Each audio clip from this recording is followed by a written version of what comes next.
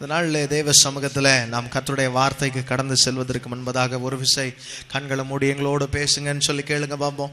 ஆண்டவர் சமூகத்தில் ஆண்டவரே எங்களோடு பேசும். ஆண்டவரே நம்முடைய வார்த்தைகள் ஆவியாயும் ஜீவனாயும் இருபுறமும் கருக்குள்ள எந்த பட்டயத்தை பார்க்கலும் கருக்குள்ளதாயும் இருக்கிறது.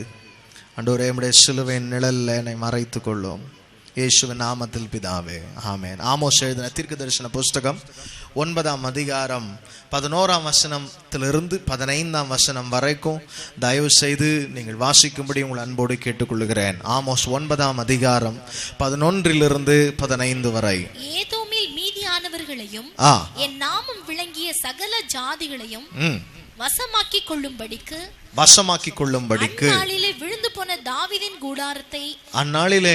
போன தாவீதின் கூடாரத்தை நான் திரும்ப எடுப்பித்து அதன் திறப்புகளை நான் அடைத்து அதில் பழுதாய் போனதை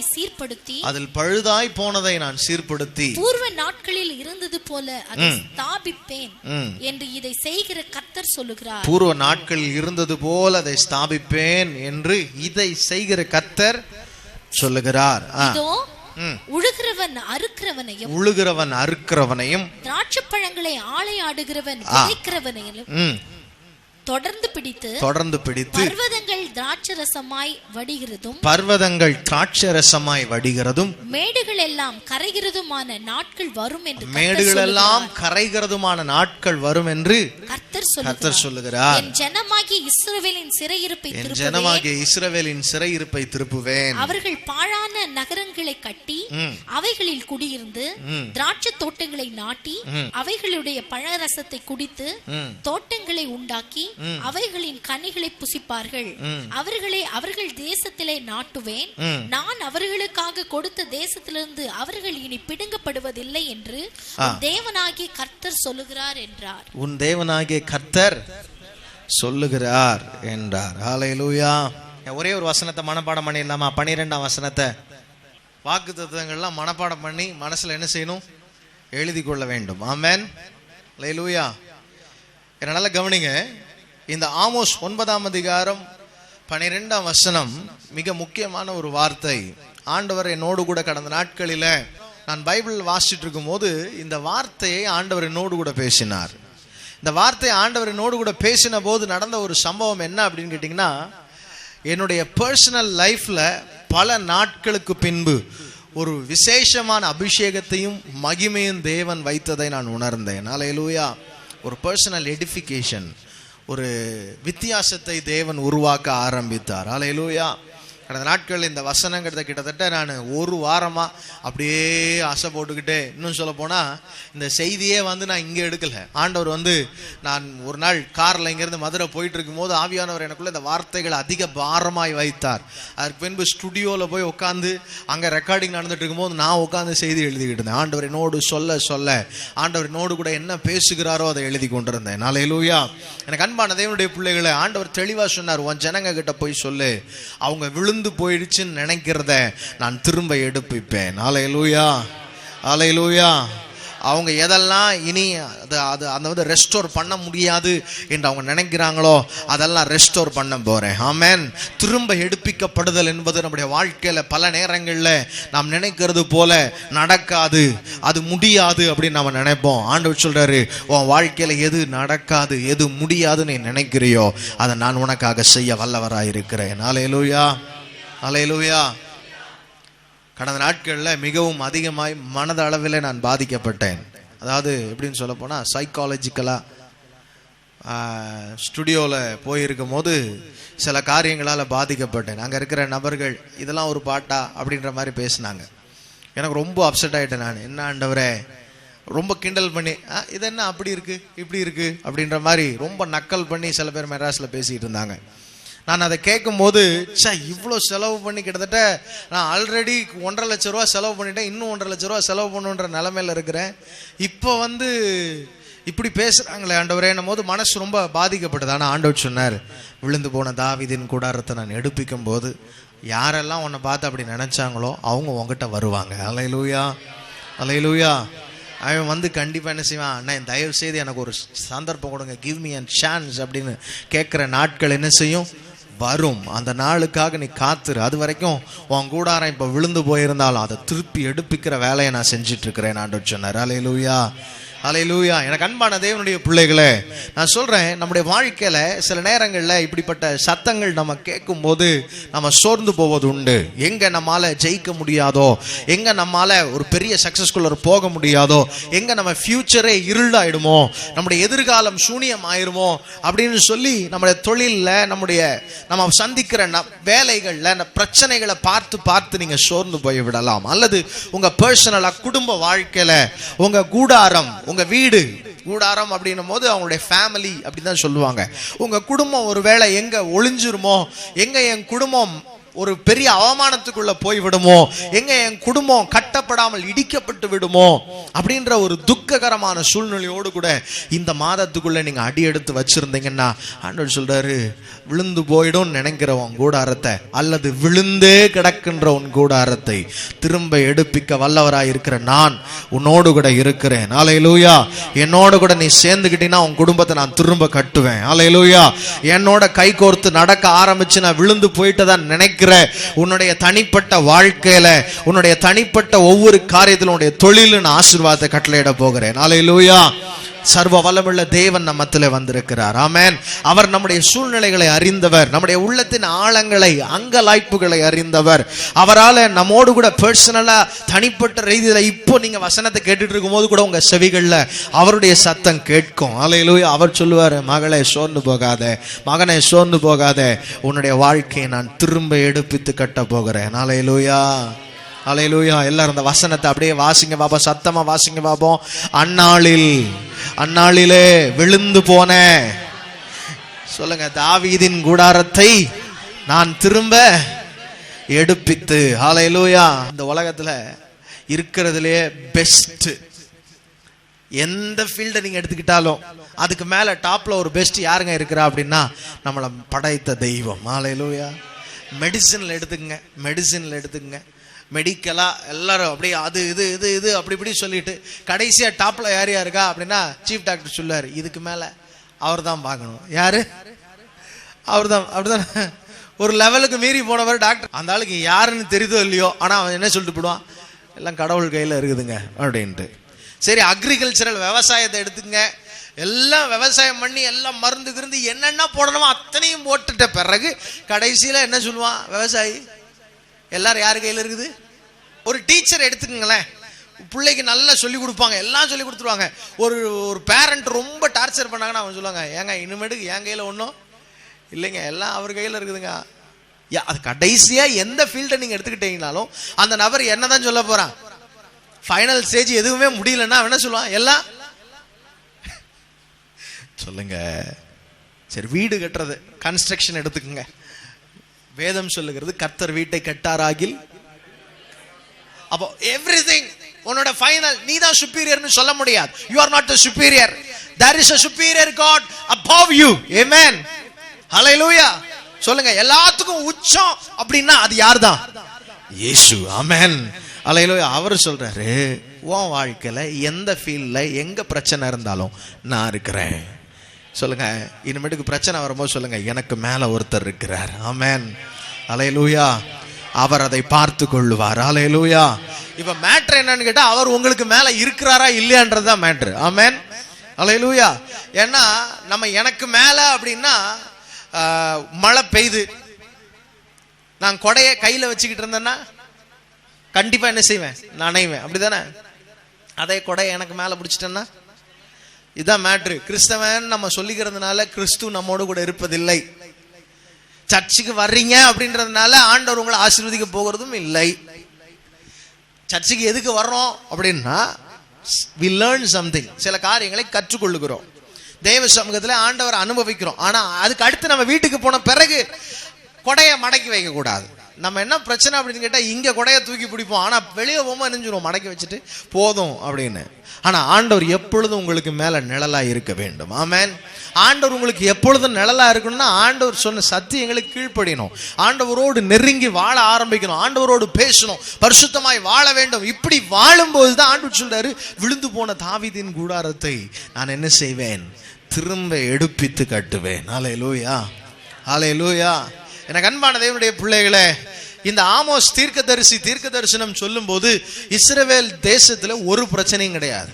ஒருவேளை நீங்க சொல்லலாம், பிரதர் இன்னைக்கு I am all right brother, I don't have any problems to be restored, என் குடும்பம் நல்லா இருக்கு, oh it's everything is going well, எல்லாம் கரெக்டா போயிட்டு இருக்கு என் வாழ்க்கையில, எனக்கு ஒரு பிரச்சனை இல்லை, இந்த வாக்குத்தத்தம் எனக்குரியது இல்லை அப்படின்னு நீங்க சொன்னா கூட, ஒரிஜினலா இந்த வசனம் எழுதும் போது இஸ்ரவேல் தேசம் ஒரு நல்ல செழிப்பான ஒரு நாட்களிலே தான் இருந்தது. ஹல்லேலூயா, ஹல்லேலூயா.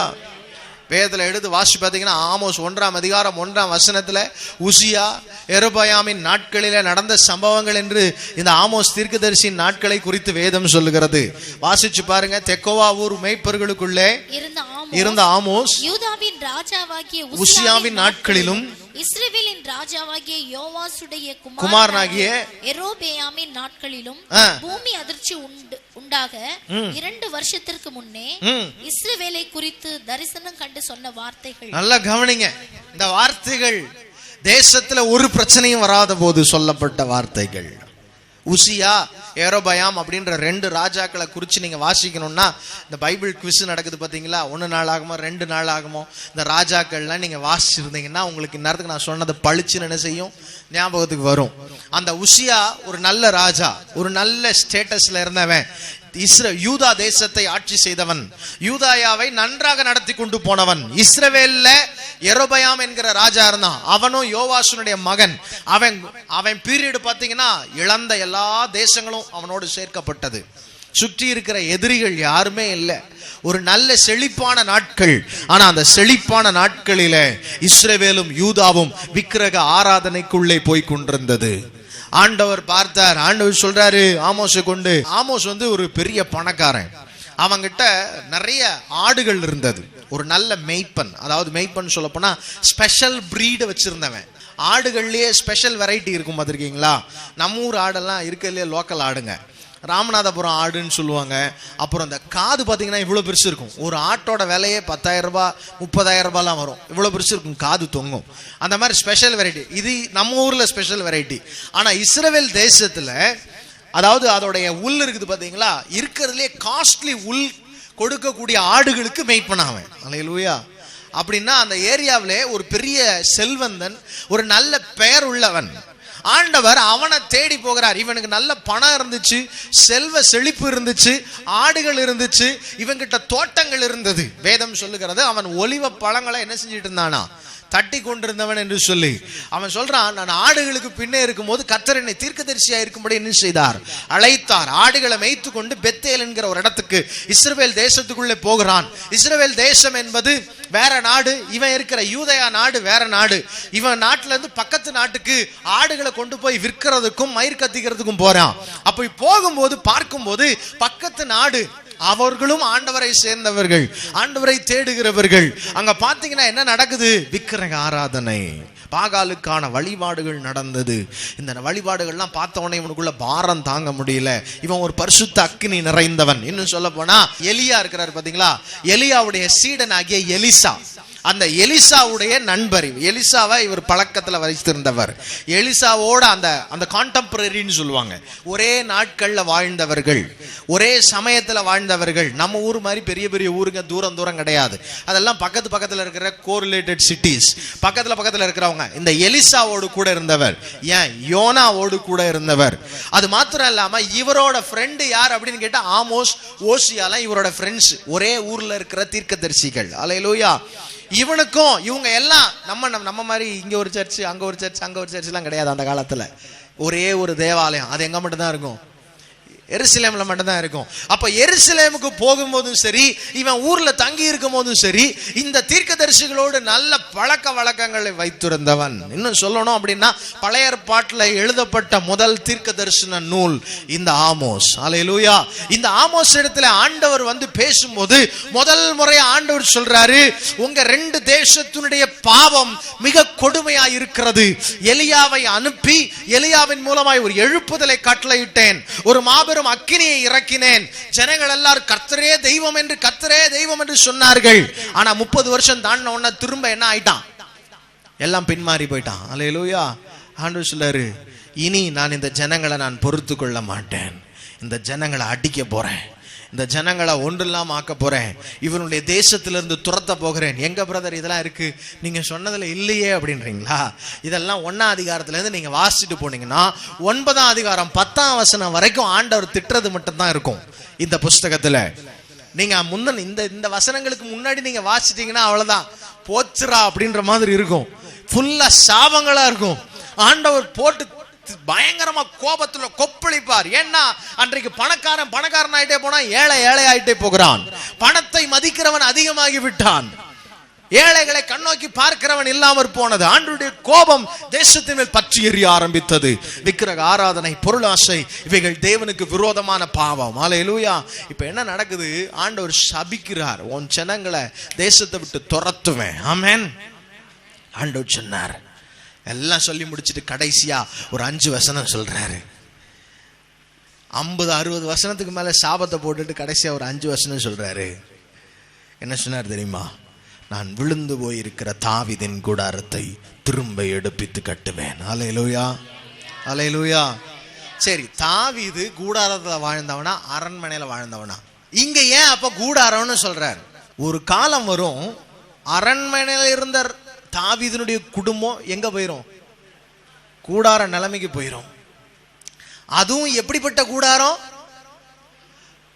விழுந்து போன, பழுதாய் போன கூடாரம். ஒருவேளை உங்க லைஃப்ல ரொம்ப நல்லா இருந்தேன் சார், இப்போ அப்படியே போயிட்டேன் கீழே அப்படின்னு நீங்க நினைக்கலாம். ஆண்டவர் கடைசி 5 வசனம் வச்சிருக்கிறார். ஆமென் சொல்லுங்க பாப்போம்.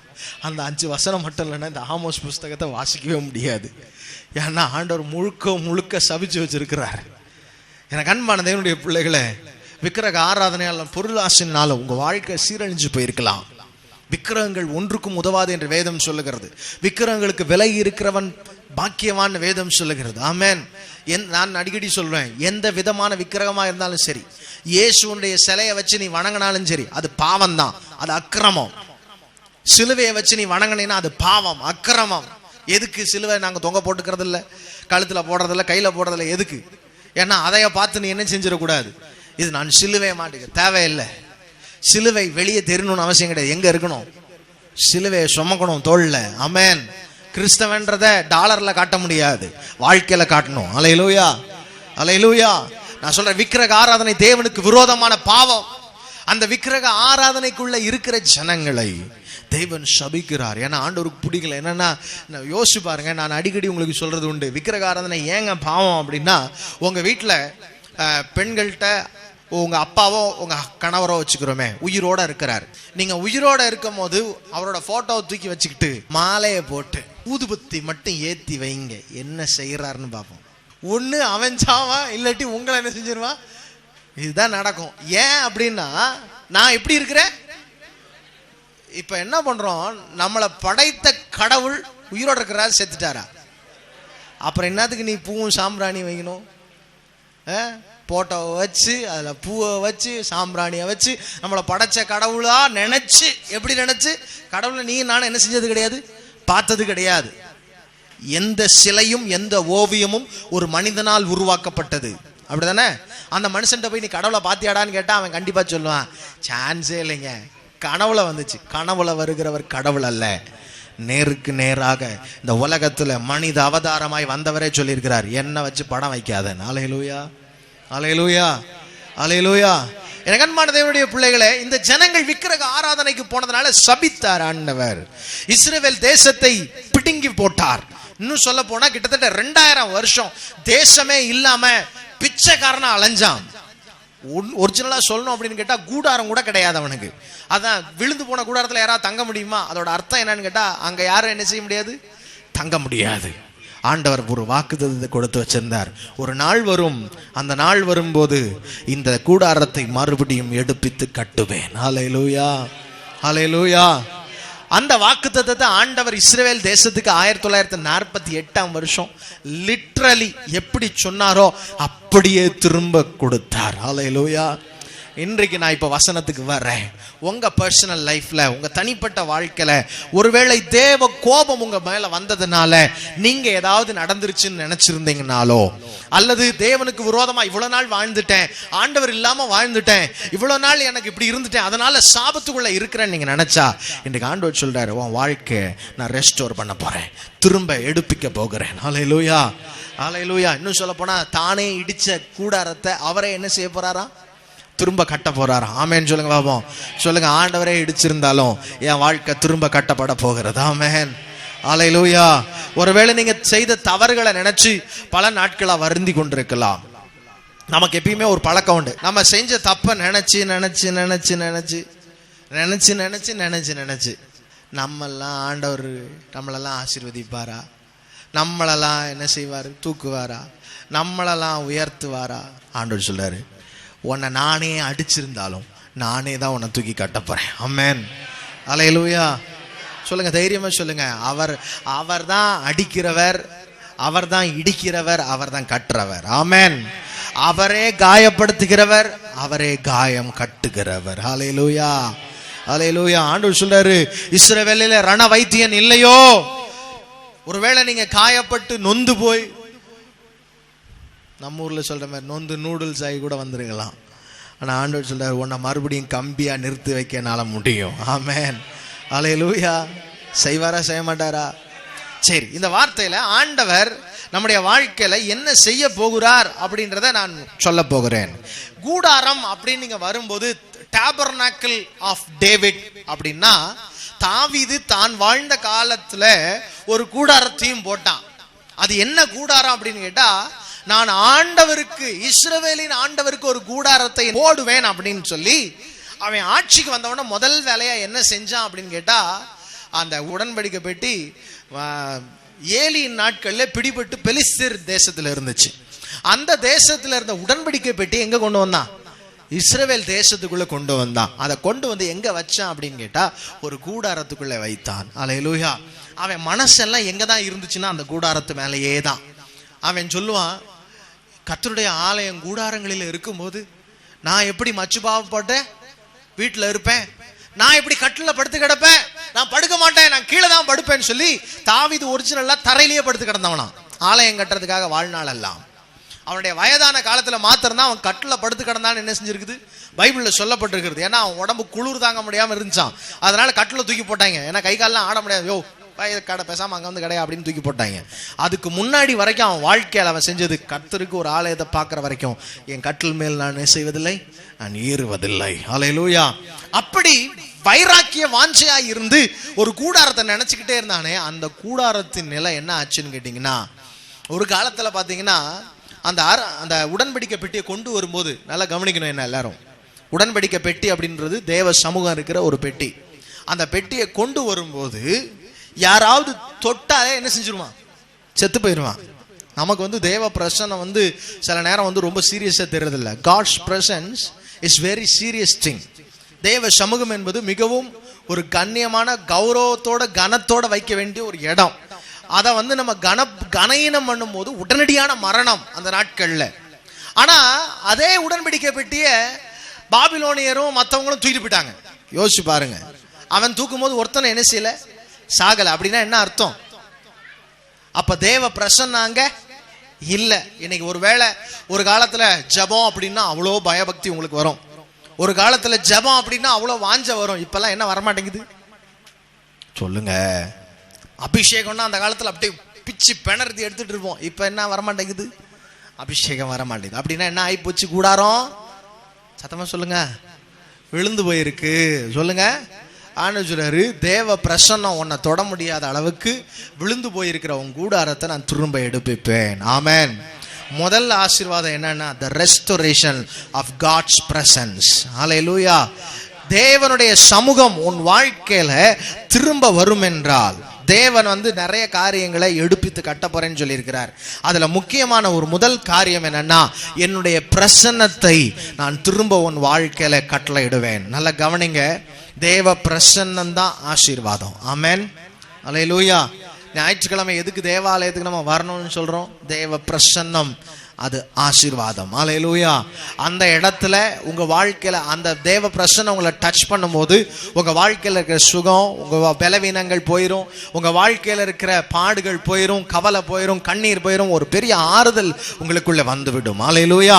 அந்த ரெஸ்டரேஷன் ஆஃப் காட்ஸ் பிரசன்ஸ், தேவ பிரசன்னம் உங்க வாழ்க்கையில திரும்ப கொடுக்கப்படுகிறது. ரெண்டாவது, ஆண்டவர் எதை திரும்ப கொடுக்க போறார் அப்படின்னு கேட்டா அவருடைய வல்லமைய. சத்தமா சொல்லுங்க, எதை கொடுக்க போறார்? The restoration of God's power. ஆசரிப்பு கூடாரம் தான் வல்லமை. ஏன்னா அன்னைக்கு இஸ்ரவேல்ல ஒரு அடையாளம் இருந்துச்சு. என்ன அப்படின்னு கேட்டா, பெட்டி இருந்துச்சுன்னா அவனை எதுவும் என்ன செய்ய முடியாது, பண்ண முடியாது. பெட்டியை பிடிச்சிட்டான் அப்படின்னா இஸ்ரவேல என்ன ஆயிட்டான்னு அர்த்தம், அடிமை ஆயிட்டான்னு அர்த்தம். அப்படிதான் நடந்துச்சு. ஏலி வந்து செய்தி வருது, உன் பிள்ளைங்க 2 பேரையும் கொண்டு போட்டாங்க அப்படின்னும் போது கூட உயிரோட இருந்தான். கர்த்தருடைய பெட்டி என்ன ஆயிடுச்சுன்றான், பிடிபட்டதுன்னு தொப்பு நிக்கல செத்து போயிட்டான். என்னன்னு கேட்டா கர்த்தருடைய பெட்டி தான் வல்லமை. ஆமென். அவன் பிள்ளைங்க இறந்தது கூட ஒரு பெரிய மேட்டர் கிடையாது அவனுக்கு. கர்த்தருடைய பெட்டி போயிருச்சுன்னு உசுர விட்டான். ஏன்னா கர்த்தருடைய பெட்டி போயிடுச்சுன்னா வல்லமை போயிருச்சுன்னு அர்த்தம். ஆமென். உன் கூடாரத்துல தேவ பிரசன்னமாகிய வல்லமையாகிய அந்த பெட்டி உடைஞ்சிருக்குன்னு ஆண்டவர் சொல்றாரு, I will restore the power upon you. மறுபடியும் உனக்குள்ள அந்த கூடாரத்தை கட்டுறேன்னா ஆண்டவர் என்ன சொல்றாருன்னா, உனக்கு வல்லமையை நான் தர போறேன். ஹல்லேலூயா. எத்தனை பேர் ஆண்டவருடைய வல்லமை வேணும்னு ஆசைப்படுறீங்க? ஹல்லேலூயா. மூன்றாவது ஆண்டவர் சொல்றாரு, விழுந்து போன தாவீதின் கூடாரம் என்பது, தாவீது தேவனுடைய கூடாரத்துல பாடும்படியாய், தேவனுடைய ஆலயத்துல பாடும்படியாய் கிட்டத்தட்ட 4000 பாடகர்களை நிறுத்தி இருந்தான். இன்னும் சொல்ல போனா பக்தி. என்னது பக்தி? நான் தாவீதின் கூடாரம் அப்படின்னு சொல்லும் போது அதை எப்படின்னு சொல்லுவேன்னா, த பைட்டி அப்படின்னு சொல்லுவாங்க. பக்தி, தேவன் மேல வைக்கின்ற ஒரு பக்தி. ஆண்டவர் மேல வைக்கிற பக்திக்கு அடையாளம் என்ன அப்படின்னு கேட்டீங்கன்னா, நம்ம ஆண்டவரை நோக்கி பார்க்கிற ஒரு குணம், ஜெபம், வேத வாசிப்பு, ஒரு பரிசுத்த உணர்வு நமக்குள்ள, நம்ம நல்லா இருக்கணும்ன்ற ஒரு எண்ணம். ஆண்டவர் சொல்றாரு, விழுந்து போன பக்தியை நான் திரும்ப உனக்கு கொடுப்பேன். எத்தனை பேர் இந்த வாரம் ஃபுல்லா நான் ஜெபம் பண்ணேன், இந்த வாரம் ஃபுல்லா நான் பைபிள் வாசிச்சேன்னு சொல்றீங்க? மிஸ் ஆகாம கை தூக்க வேணாம். தயவு செய்து தூக்குனீங்கன்னா அது சிரமமா இருக்கும். கை தூக்க வேணாம். யோசிச்சு பாருங்க, ஆண்டவர் நம்முடைய மனதுல ஒருவேளை கை தூக்கணும்னு நான் சொல்லிட்டேன்னு வச்சுங்களேன், நீங்க என்ன பண்ணுவீங்கன்னா, ஐயோ தூக்கணும், எக்ஸ்ட்ரா ஒரு பாவத்தையும் சேர்ந்து செஞ்சிடக்கூடாது. இந்த வாரத்துல 7 நாளும் வேதம் வாசித்து ஜெபித்தவர்களை சொன்னேன். ஒருவேளை நீங்க செய்யல அப்படின்னா இந்த மாதத்துல ஆண்டவர்கிட்ட ஒரு தீர்மானம் பண்ணுங்க, ஆண்டவரே என் விழுந்து போன பக்தியை திரும்ப தாருங்க ஆண்டவரே. ஆண்டவர் ஒரு இடத்துல வருத்தப்படுறார். என்ன அப்படின்னு கேட்டா, என் ஜனத்தோட பக்தி எல்லாம் புகைய போல இருக்குது. எப்படி இருக்குது? புகைய போல இருக்குது. புகை ரொம்ப நேரம் இருக்குங்களா? இருக்காது. பனி ரொம்ப நேரம் இருக்குங்களா? உன்னுடைய பக்தி காலையில ஒளிந்து போகிற பனியை போல இருக்குது அப்படின்றார் ஆண்டவர். அல்லேலூயா. அப்ப அப்படின்னா என்ன அர்த்தம்? காலையில ஒருவேளை எந்திரிக்கும் போது நல்ல பக்தியா எழுந்திருப்போம், கொஞ்ச நேரம் தாண்டி போக போக என்ன ஆகி போயிடும், நம்ம பக்தி போயிடும். வெயில் வந்த உடனே பனி போயிடுற மாதிரி நம்ம வாழ்க்கையில சூழ்நிலைகள் வரும்போது நம்ம பக்தி மாறக்கூடாது. அல்லேலூயா. நம்ம அர்ப்பணிப்பு மாறக்கூடாது. இயேசுவுக்காக வாழ்கிறதுல ஒரு தீர்மானமாய் நாம் நிற்க வேண்டும். ஆமென். அல்லேலூயா. சரி, மூன்றாவது எதை ஆண்டவர் திரும்ப கொடுக்க போகிறாருன்னு கேட்டா பரிசுத்தத்தை. சொல்லுங்க, பியூரிட்டி. என்னன்னு சொல்லுங்க. சரி, கூடாரம் விழுந்து போச்சுன்னா எப்படி இருக்கும்? இடிஞ்சு விழுந்த வீடு எப்படிங்க இருக்கும்? ரொம்ப அழகா சுத்தமா பாலிஷ் போட்டு அப்படி இருக்குமா? எப்படி இருக்கும்? அழுக்கா இருக்கும். யாரா போவாங்களா அது பக்கத்துல? போக மாட்டாங்க. அதே போலதான் கிழிஞ்சு கீழே விழுந்த கூடாரத்தை இஸ்ரவேல் ஜனம் ஒருத்தனை சீண்ட கூட மாட்டான். ஆண்டவர் சொல்றாரு, உன்கிட்ட இருக்கிற பரிசுத்தெல்லாம் போயிருக்கலாம், ஆனா ஆண்டவர் சொல்ற ஒரு வார்த்தை, திரும்ப நான் உனக்கு பரிசுத்தத்தை கொடுக்க போகிறேன். ஹல்லேலூயா. Restoration of purity. பரிசுத்தத்தை இழந்து பாவம் செஞ்சு மறுபடியும் பாவம் செய்து நீ பரிசுத்தத்தை இழந்து போயிருக்கிற. அநேக நேரங்கள்ல பரிசுத்தம் நமக்கு ஒரு முக்கியமான காரியமாவே தெரியறதில்ல. என்னன்னு கேட்டா, நம்ம லைஃப் நார்மலா தானே போயிட்டு இருக்கு. பரிசுத்தமா வாழ்றதுக்கும் பரிசுத்தமா வாழாததுக்கு என்னங்க வித்தியாசம் இருக்கு? படம் பார்க்கறவனும் நல்லா தான் இருக்கான், படம் பார்க்காத நானும் எப்படிதான் இருக்கேன், அவனை போலதான் இருக்கேன். நான் ஒரு படி ஏதோ வேலை வேகமா ஓடிக்கிட்டு இருந்தா பரவாயில்ல, நானும் அவன் ரேஞ்சில தாங்க போக வேண்டியதா இருக்கு. அப்புறம் படம் பார்த்தா என்ன, பார்க்காட்டி என்ன? யோசிச்சு பாருங்க. சினிமா பார்க்கறது தப்பா அப்படின்னு சொல்லி நமக்குள்ள பல பேருக்கு கேள்வி கேட்கலாம். நான் அதான் அடிக்கடி சொல்லுவேன், ஒருவேளை ஒரு படத்தை உட்காந்து குடும்பமா உங்க குழந்தைங்களோட உட்காந்து கொஞ்சம் கூட சங்கோஜப்படாம ஒரு படத்தை உங்களால பார்க்க முடியும்னா அந்த படத்தை நீங்க என்ன செய்யலாம்? தாராளமா பார்க்கலாம். எனக்கு தெரிஞ்சு இன்னைக்கு இருக்கிற படத்தை பார்க்கும் போதே ஒரு மாதிரி என்ன இருக்குது, சினிமாவே பார்க்காதா, எங்களை பார்த்து இப்படிலாம் பேசுறது உங்களுக்கு எவ்வளோ ரைட்ஸ் இருக்கு அப்படின்னு கேட்குற மாதிரி தோன்றதே. சொல்லுங்க, நான் வாலிப பிள்ளைகளுக்காக சொல்றேன். நானும் வந்து உட்காந்துக்கிறேன் கூட, நம்ம 2 பேரும் சேர்ந்து பார்க்கக்கூடிய ஒரு படம் இருக்குன்னா என்ன செய்வோம், பார்ப்போம். நான் பக்கத்தில் உட்காந்து இருக்கிறேன்றதுக்காக நீ ஃபார்வர்டு ஓட்டக்கூடாது, ரிவர்ஸ் என்ன செய்யக்கூடாது, ஓட்டக்கூடாது. அப்படி ஒரு படம் இருந்தா என்ன செய்வோம், பார்ப்போம். சரி, எந்த சீரியலாவது மாமையாரும் மருமகளும் சேர்ந்து உட்காந்து பார்க்க முடியுமா? சீரியல் தான் நான் பார்க்கிறேன் பிரதர், ஓகே, நோ ப்ராப்ளம். மருமக, மாமியாரு, மக எல்லாம் சேர்ந்து உட்காந்து பாருங்களேன். அடுத்த நேரம் என்ன ஆகி போவோம், வீட்டுல கொலதான் விழுவோம். அந்த சீரியலை பார்த்துக்கிட்டு இருக்கும் போது ஒருவேளை நம்ம மருமகளும் இப்படி பிளான் பண்ணுவாளோ, அதை பார்த்துக்கிட்டு இருக்கும் போதே நம்ம மாமியாரும் இப்படிதான் பிளான் பண்ணும் போல் இருக்கு. அடுத்தது, அண்ணியா இப்படிதான் பண்றாளா. ஒரு குடும்பத்தை குட்டி செவராக்கணும்னா சீரியல் பார்த்தா போதும். புருஷன் மேல சந்தேகத்தை கொண்டு வர்றதுல இருந்து, பொண்டாட்டி மேல சந்தேகப்பட வைக்கிறதுல இருந்து, அதையும் விட்டு வைக்கிறது இல்ல. இப்படி நாசமா போற வேலையை எதுக்கு நம்ம பண்ணணும்ன்ற நானு. இன்னும் சொல்ல போனா, என் குடும்பத்தை குட்டிச்சவராக்குற ஒரு காரியத்தை தான் நம்ம என்ன செஞ்சுட்டு இருக்கிறோம், ரொம்ப சந்தோஷமா. அதுல வேற ஏங்க, நீங்களாவது வேலைக்கு போயிடுறீங்க வெளியே, நாங்க வீட்டுல உட்காந்துட்டு என்ன பண்றது? அந்த காலத்துல பொம்பளைங்க என்னென்ன பண்ணாங்க யோசிச்சு லிஸ்ட் எடுத்து பாருங்க. டிவி எடுக்க இல்லாத போது அவங்களுக்கு எல்லாம் விடிய காலைல 3 மணிக்கு ஆரம்பிச்சு நைட்டு 7 மணி வரைக்கும் நேரமே இருந்தது இல்லைங்க. ஏன்? எல்லாத்தையும் பக்குவமா சமைக்கிறதுக்கு வீட்டில் அவங்களே என்ன செஞ்சாங்க, ப்ரிப்பேர் பண்ணாங்க. இன்னைக்கு நம்ம என்ன செய்யறோம், பாயாசம் கூட வீட்டில் செய்யறது கிடையாது, ரெடிமேடா எடுத்துன்னு வா.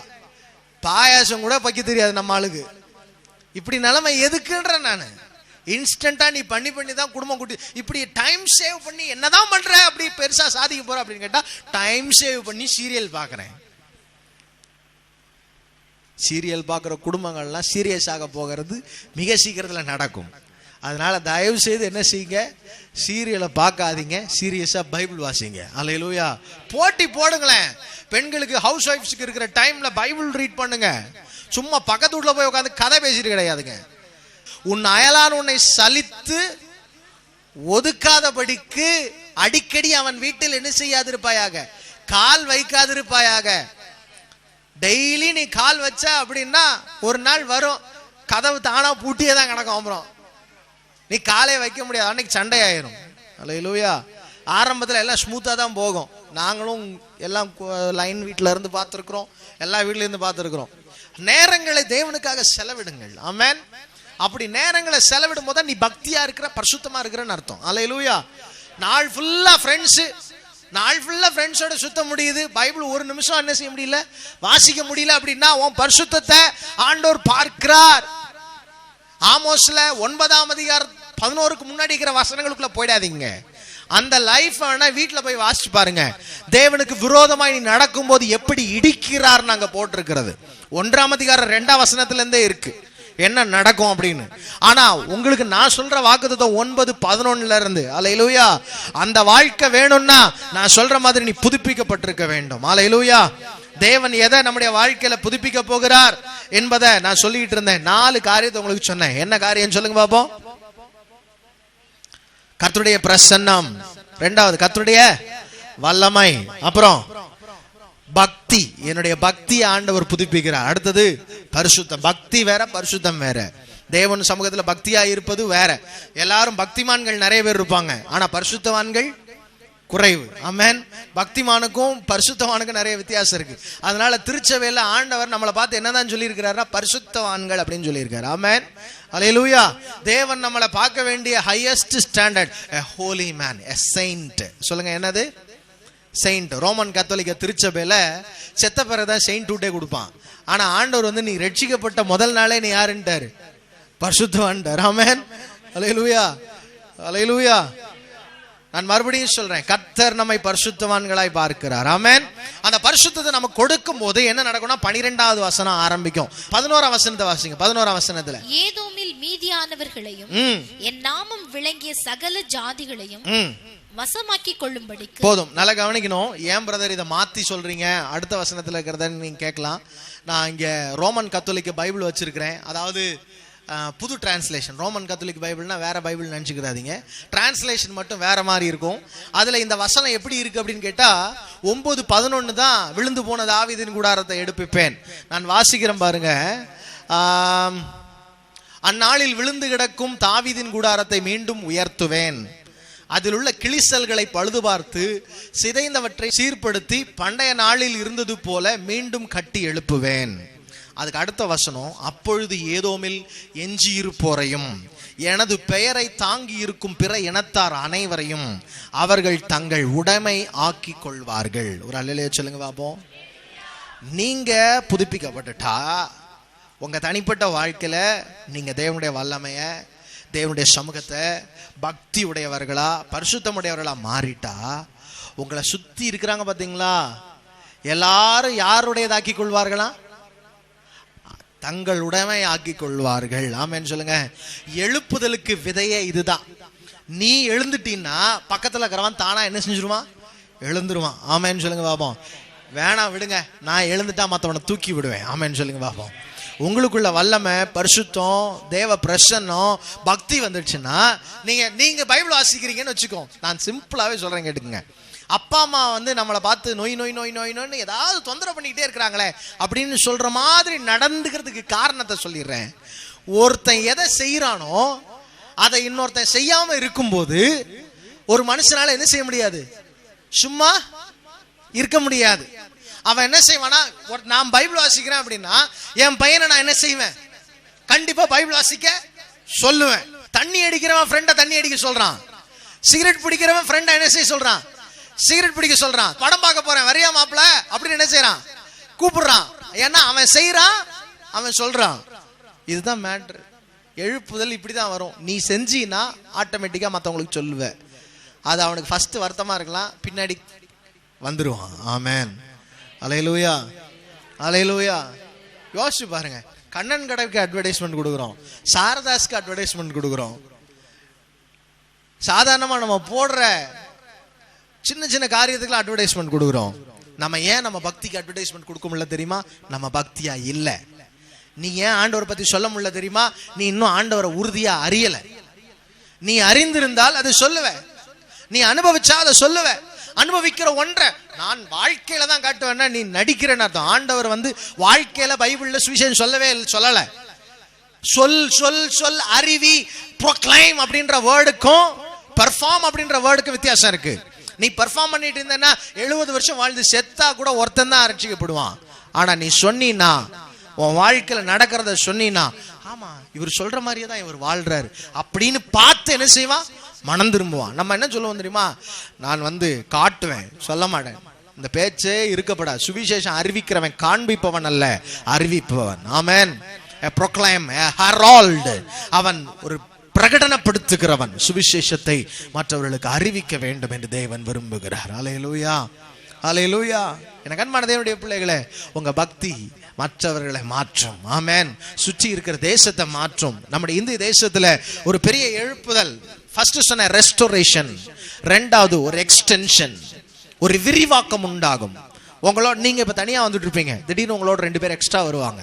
என்ன அப்படின்னு கேட்டா, நீங்க அவங்களுக்கு என்ன செஞ்சிருப்பீங்க? ஆண்டவரை பத்தி சொல்லியிருப்பீங்க.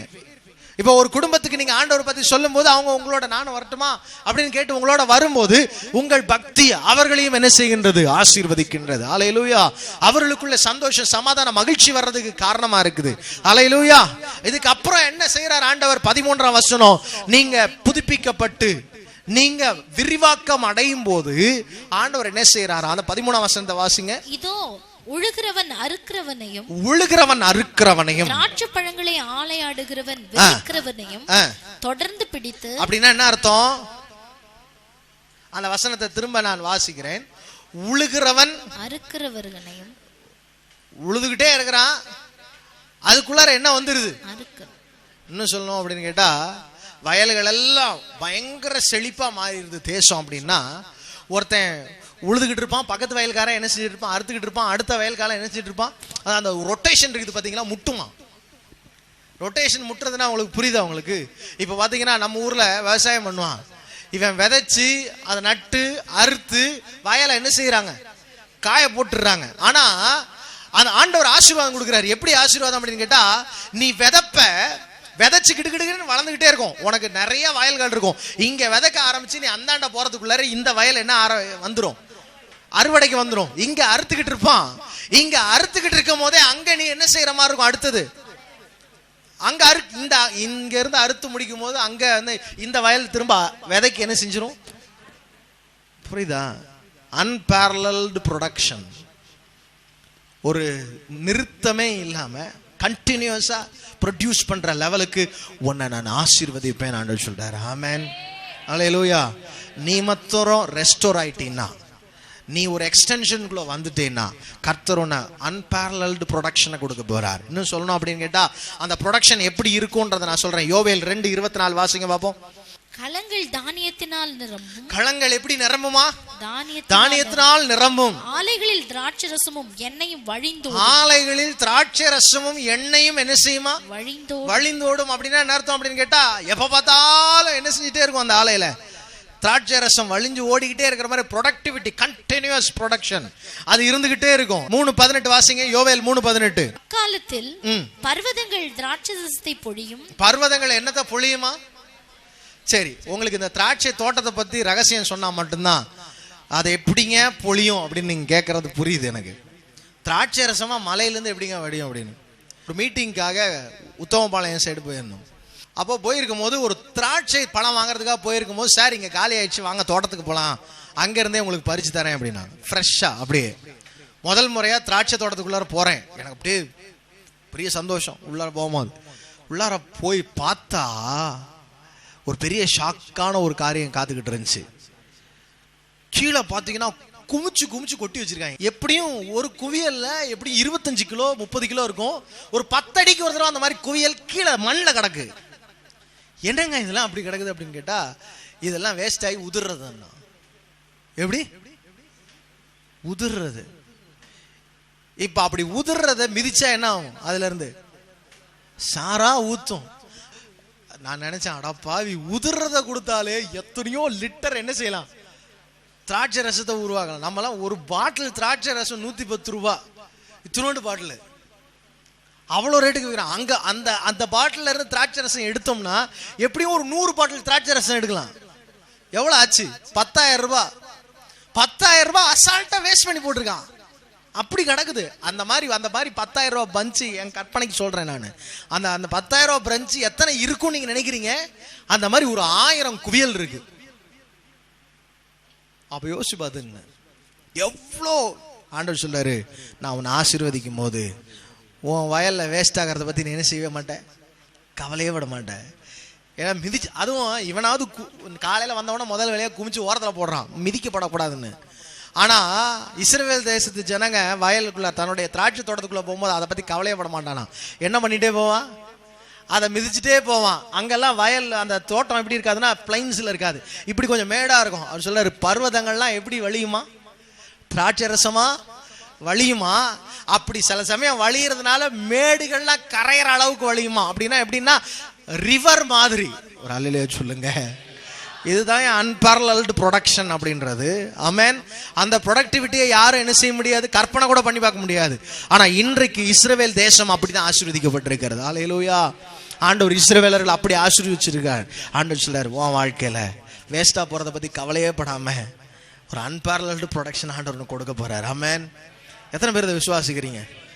நேற்று ஒரு ஹோட்டலில் சாப்பிட்டோம். சாப்பிட்டுட்டு நான் மீதி ஆயிடுச்சு. நான் சொன்னேன், மீதியாக இருக்கிறத கட்டி கொடு அப்படின்னு. நான் இப்போ யோசிக்கிறேன். நான் அப்போ சொன்னேன், எதுவும் என்ன செய்யக்கூடாது. அவன் கேட்டான், ஏங்க இதை கூடமா, கொஞ்சோண்டு பிரியாணி இருந்துச்சு, கேட்டான், இதை கூடமா கட்டி தரணும் அப்படின்னா. யோ, இது பிரியாணி காசு சேர்த்து நான் தானே சேர்த்து கொடுத்துருக்குறேன், கட்டி கொடு அப்படின்னு. ஒரு நாள் வரும் அப்படிலாம் நீங்கள் போய் உட்காரும் போது, சரி தம்பி நீ வேணா சாப்பிட்டு போ, அல்லது வேற யாருக்காவது கொடுத்துட்டு போன்னு சொல்ற நாள் வரும். ஆமென். அப்படி உங்களை ஆண்டவர் ஆசீர்வதிப்பார். ஆமென். அல்லேலூயா. செய்வாரா செய்ய மாட்டாரா? ஆண்டவர் சொல்றாரு, உன் வாழ்க்கையில வேஸ்ட் ஆகிறத பத்தி கவலையே பெறாத ஒரு நாள் வரும். ஏன்னா அந்த அளவுக்கு நான் உன்னை ஆசீர்வதிப்பேன். அல்லேலூயா. இன்னைக்கு பாத்தீங்கன்னா ஒவ்வொரு சின்ன காரியத்தெல்லாம் சேர்த்து வச்சு நான் யோசிச்சு பார்த்துருக்கிறேன் பல நாட்கள். இந்த சோப்பு வேஸ்ட் ஆகிற சோப்பு என்ன செய்வோம், ஒன்றுக்கு மேலே ஒன்று போட்டு போட்டு போட்டு போட்டு வச்சு என்ன செய்வோம், யூஸ் பண்ணியிருப்போம். ஆனால் சொல்ல அதெல்லாம் கவலைப்படாத ஒரு நாள் வரும். ஆமென், அல்லேலூயா. செய்வாரா செய்ய மாட்டாரா? சின்ன சின்ன விஷயத்துல நீங்க என்னென்ன பண்றீங்கன்னு நல்லா தெரியும். ஏன்னா நீங்க பண்றதுதான் நாங்களும் பண்றோம், நாங்க பண்றதுதான் நீங்களும் என்ன செய்றீங்க, பண்றீங்க. ஆனா ஒரு நாள் வரும், கர்த்தர் ஆசீர்வதிப்பார். அந்த நாள்ல உங்க களஞ்சியங்கள்லாம் பூரணமா நிரம்பி இருக்கும். வேஸ்டா போறதை பத்தி கவலைப்படாத ஒரு நாள் வரும். ஆமென். அப்படி ஒரு ஆசீர்வாத தேவன் கட்டளையிட போகிறார். இதுக்கு அடுத்து என்ன செய்வாராம்? அந்த 14ஆம் வசனத்தை வாசிங்க பாப்போம். இஸ்ரவேலின் சிறையிருப்பை திருப்புவேன், அவர்கள் பாழான நகரங்களை கட்டி, கன்ஸ்ட்ரக்ஷன். அதுக்கப்புறம் ஆண்டவர் சொல்றாரு, ஒரு அன்பாரலல்டு ப்ரொடக்ஷன் கொடுத்த பிறகு என் பிள்ளைகளை நகரங்களை கட்டுகிறவர்களாய் மாற்றுவேன். ஆமென் சொல்லுங்க பாபா. அல்லேலூயா சொல்லுங்க. ஒருவேளை உங்க பிசினஸ் ஒரு சின்ன ஏரியாக்குள்ள இருந்துச்சுன்னா சொல்லுங்க, ஆண்டவர் என்ன நகரங்களுக்குள்ளே கொண்டு போவார், சிட்டிஸ். ஆமென். அதெல்லாம் ஒரு பெரிய மெகா கன்ஸ்ட்ரக்ஷன். ஆமென் சொல்லுங்க. ஒரு பெரிய லெவல்ல கர்த்தர் என்ன ஆசீர்வதிப்பார். ஆமென்.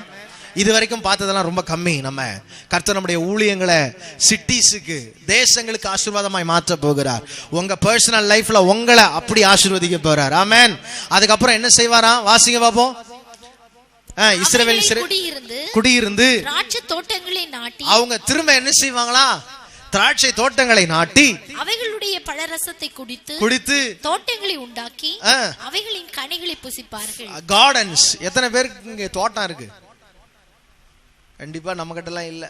தோட்டங்களை உண்டாக்கி பெருசு பெருசா மரம் வச்சு அப்படிலாம் இல்ல. வேணா ப்ராமிஸா எடுத்துங்க, கர்த்தர் உங்களுக்கு தோட்டங்களை உண்டாக்கி திராட்சை தோட்டங்களுக்கு வயல்வெளிகளை கொடுத்து ஆசீர்வதிக்கிற தேவன். லிட்டரலாவும் கொடுப்பார். ரெண்டாவது சொல்றேன், ஸ்பிரிச்சுவலா தேவன் உங்க ஆத்துமாவை செழிப்பான தோட்டமாய் மாற்ற போகிறார். ஆமென். மினிஸ்ட்ரலா சொல்றேன், ஊழிய சம்பந்தமா சொல்றேன், டைம் இல்லாதனால வேகமா சொல்றேன். கர்த்தர் நமக்கு நிறைய திருச்சபைகளை கொடுக்க போகிறார். ஆமென். நிறைய பிரான்ச் சர்ச்சஸ் ஆரம்பிக்க போறோம் நம்ம. ஆமென். நம்ம தோட்டங்களை உருவாக்குவோம். அல்லேலூயா. நிறைய சபைகளை உருவாக்குவோம். அல்லேலூயா. கர்த்தர் செய்வாரா செய்ய மாட்டாரா? ஆமென். பர்சனலா தோட்டங்களை வாங்குங்க, அங்க ஒரு சர்ச்சையும் சேர்த்து கட்டிக்கிறோம். ஆமென். அல்லேலூயா. இனிமேட்டுக்கெல்லாம் வெறும் சின்ன சின்னதா வாங்கப்படாது, பெரிய தோட்டமா வாங்குங்க. அங்க வாங்குற இடத்துல ஒரு சர்ச்சை, அது காடா வேணாலும் இருக்கட்டும், நடு காடா வேணாலும் இருக்கட்டும், அங்க ஒரு சர்ச்சை கட்டுவோம். ஆமென். அல்லேலூயா. செய்வாரா செய்ய மாட்டாரா? ஆண்டவர் கிழக்கிலும் மேற்கிலும் தெற்கையும் வடக்கே இருந்து ஜனங்களை கொண்டு வருவார். ஆமென். அல்லேலூயா. சரி, கடைசியா ஒரு வாக்குத்தத்தம் 15ஆம் வசனம். அவர்கள் தேசத்திலே நாட்டுவேன். அப்படின்னா என்ன அர்த்தம்? I will establish them. ஆமென்.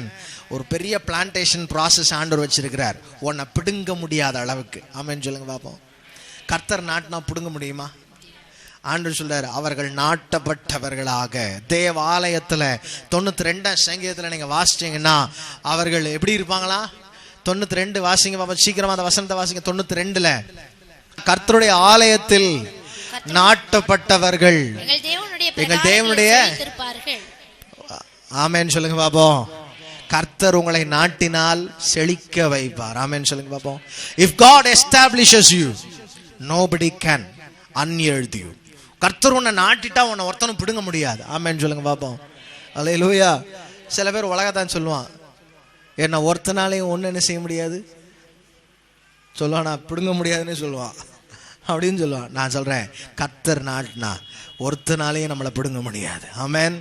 அல்லேலூயா. கர்த்தர் அப்படி என்னை நாட்டுகிறவர், அவர் நாட்டுவேன். அப்புறம் என்ன சொல்றாரு பாருங்க பாப்போம். நான் அவர்களுக்கு கொடுத்த தேசத்திலிருந்து அந்த வேர்டையும் சேர்த்து சொல்றாரா? நான் நாட்டினா ஒருத்தனும் என்ன செய்ய முடியாது, அவர்களை பிடுங்க முடியாது. ஆமென் சொல்லுங்க பாப்போம். கர்த்தர் என்ன ஆசீர்வதிச்சா ஒருத்தனாலே அந்த ஆசீர்வாதத்தை எடுக்க முடியாத இடத்துல இருந்து. ஆமென். எல்லாரும் முழங்கால் படிட்டு தேவ சமூகத்தில் ஆண்டவரை நோக்கி பார்ப்போமா. ஆண்டவர் எதிர்பார்க்கிறதெல்லாம் முதல் 4 காரியம். தேவன் எதிர்பார்க்கிற தேவ பிரசன்னம், தேவனுடைய வல்லமை, பக்தி, பரிசுத்தம். இந்த 4 எனக்குள்ள இருக்கும்போது ஆண்டவர் செழிப்ப கட்டளையிடுகிறார், ஜனங்களை எனக்கு கொண்டு வந்து சேர்க்கிறார், எனக்கு ஒரு பெரிய பெயரை கொடுக்கிறார், the place of prominence. கர்த்தர் உன்னை உயர்த்துகிற தேவன், அவர் உன்னை உயர்த்துவார். ஒரு பெரிய விரிவாக்கத்தை, எக்ஸ்டென்ஷன் ஆண்டவர் கொடுப்பார். ஒரு ப்ரொடக்ஷன், அன்பேரலல்டு ப்ரொடக்ஷன் உன் வாழ்க்கையில ஒரு பெரிய அறுவடையை கட்டளையிடுகிற தேவன். அது மாத்திரம் இல்லாம உன்னை கட்டுகிற தேவன், God who constructs you.